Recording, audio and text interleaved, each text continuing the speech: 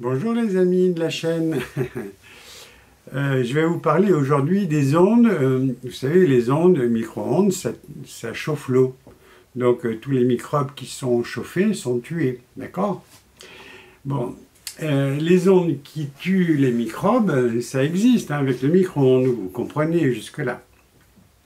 Mais ça peut tuer l'homme aussi. Alors, pour arriver à comprendre, le téléphone portable, quand vous les mettez près de l'oreille, eh ben, les micro-ondes vous chauffent l'oreille interne, mais votre cerveau aussi. Et à force de téléphoner par brûlures successives, eh bien, la duplication des cellules pour mettre des nouvelles qui ne sont pas brûlées, eh bien, elles vont se transformer en cancer. C'est comme ça que le téléphone portable vous donne le cancer. Voilà. Alors, toutes les cellules contiennent de l'eau, ça vous avez compris. Même les mailles dentaires, donc la plus dure de toutes les molécules des mailles, il y a une molécule d'eau dedans. Et donc, quand vous êtes sous micro-ondes, eh bien, elles chauffent toutes. Vous arrivez à suivre? Bien. Alors, le professeur Marc-Henri, lui, il a fait une très très bonne vidéo sur les protéotidies. Hein, c'est difficile à prononcer parce que ce n'est pas un mot qu'on connaît, protéotidies. Donc le professeur Marc-Henri, c'est un physicien, c'est un chimiste. Il exerçait à la faculté de Strasbourg jusqu'à temps qu'il prenne sa retraite. Mais il y a 4 ans, il avait fait des très bonnes vidéos et je vous invite à chercher sur YouTube Protéotidies Marc-Henri. Puis après, vous chercherez Royal Rife, vous chercherez 5G armes psychotroniques et puis vous verrez les ondes scalaires, qu'est-ce que ça veut dire et qu'est-ce que c'est. Et après, vous chercherez Lakhovsky en 1930. Lui, il arrivait à guérir.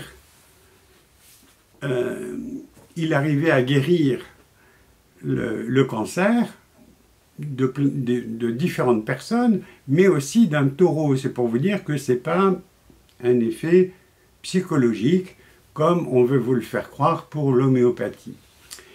Et je vous rappelle ce que disait Nikola Tesla. Tout n'est qu'onde, énergie, fréquence. Nikola Tesla. Nikola Tesla, c'est celui qui a inventé le courant alternatif, mais il a inventé un millier de brevets, plus d'un millier de brevets, donc c'est vraiment une grosse tête du siècle dernier et du siècle avant-dernier. Il était à cheval sur les 2 siècles antérieurs. Alors, tout n'est qu'énergie, vibration. Alors, le professeur Marc-Henri donne des cours aux médecins, donc dans cette vidéo, et il explique que la musique, les ondes sonores audibles, peuvent induire l'arrêt des cellules humaines ou leur réparation. Donc ça veut dire qu'on peut casser un individu simplement en lui mettant à l'envers des notes de musique qui vont inverser, qui vont dire à la cellule « arrête de produire ». Par exemple, pour faire un diabétique, on peut envoyer l'onde pour dire aux îlots de Langerhans, ce sont les cellules du pancréas qui vont fabriquer l'insuline. On peut dire donc, par des ondes, arrête de fabriquer l'insuline. Comme ça fera un diabétique. Qui gagne dans l'histoire, c'est les producteurs d'insuline. Donc c'est Big Pharma. Alors vous allez comprendre un peu où je veux en venir.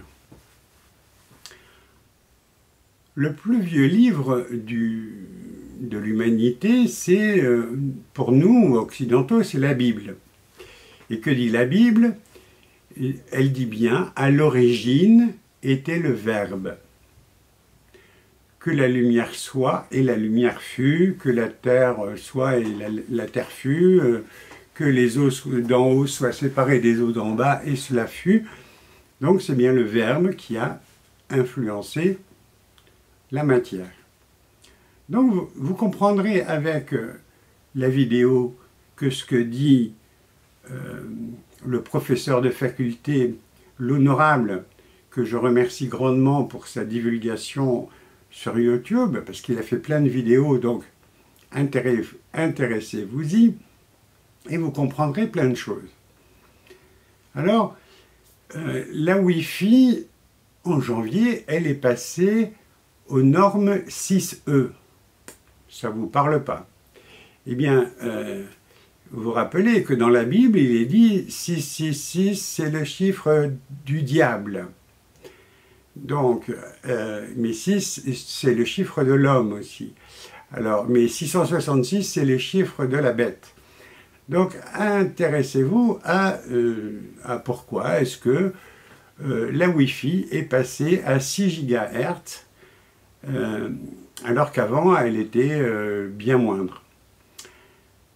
Alors, la Wi-Fi, mais la 5G aussi, a pour incidence de créer donc une puissance qui va pouvoir intervenir sur l'homme directement. Parce que, rappelez-vous, quand Mitterrand est arrivé au pouvoir, il a libéré les bandes FM pour que les radios privées puissent dire ce qu'ils voulaient. Donc il n'y avait plus le monopole d'État et c'était donc la grande libération.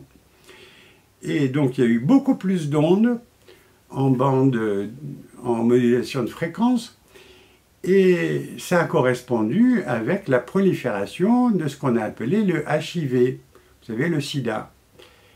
Mais rappelez-vous, en 1918, lors de la fameuse grippe dite espagnole, eh bien ça correspondait à l'électrification des villes, et ça correspondait également à l'électrification de certaines voies ferroviaires.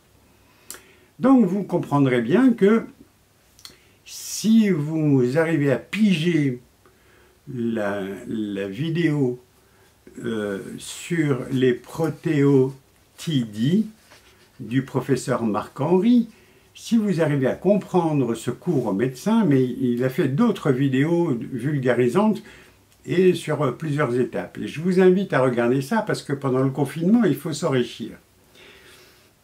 Donc vous allez voir que l'influence du champ électromagnétique influe sur nos cellules. Et pourquoi nos cellules? Parce que nos atomes sont des charges électriques. Vous avez les électrons et le noyau qui sont à la fois positifs et négatifs. Et c'est comme ça qu'il y a une cohésion. Donc, vous voyez bien, quand vous mettez une boussole à côté d'un fil électrique sous tension, vous voyez que l'aiguille va bouger vers le fil. D'accord? Donc ça, vous pouvez le constater de visu. Alors, je vais vous parler des chemtrails. Vous savez, les avions qui laissent des traînées dans le ciel et dont les nuages persistent étonnamment pendant une demi-journée. On se demande pourquoi ils font ça. Une analyse a été démontrée par le fils du commandant Taillez que c'est le commandant Taillez, c'est celui qui a inventé avec Cousteau le scaphandre autonome. Donc son fils est docteur en biologie et il avait un spectromètre de masse et il a analysé ce qui tombait du ciel et il a trouvé que bon, c'était des produits pétroliers qui contenaient de l'aluminium et du barium en nanoparticules que l'on respire et donc on devient chargé en barium et on devient chargé en aluminium. Mais l'aluminium, on le retrouve dans les vaccins aussi. Puis dans les vaccins, on trouve du mercure. Ah, mais ils ne vont pas marquer sur la notice qu'il y a du mercure.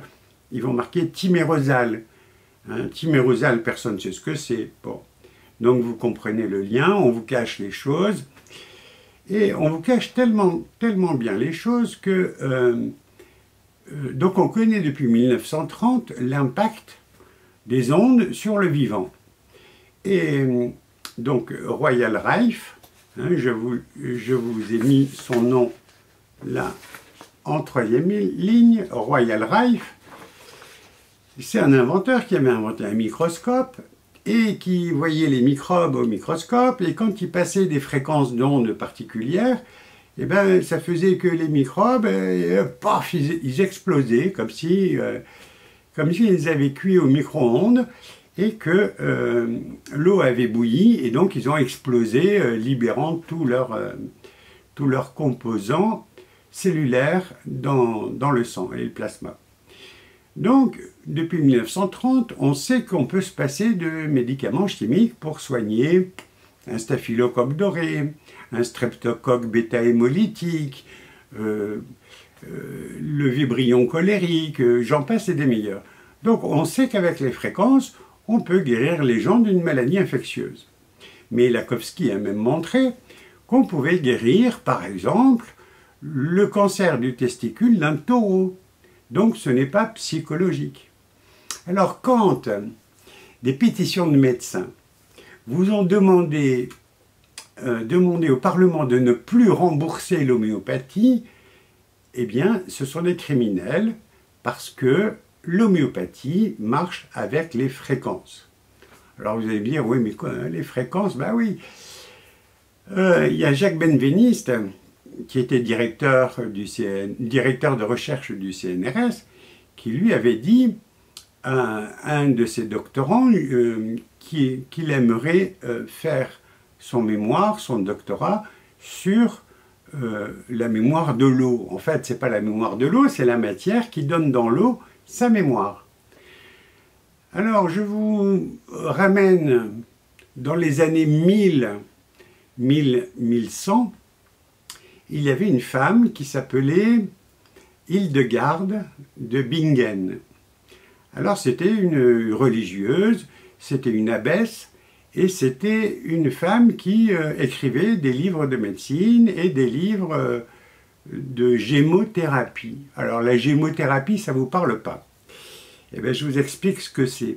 On prend une pierre, on la pose sur l'individu, ou bien on la fait bouillir dans de l'eau, on laisse refroidir et on donne l'eau à boire à ce malade-là, et le malade guérit. Vous me direz, mais c'est complètement fou, c'est de la sorcellerie. Mais oui, c'est de la sorcellerie si vous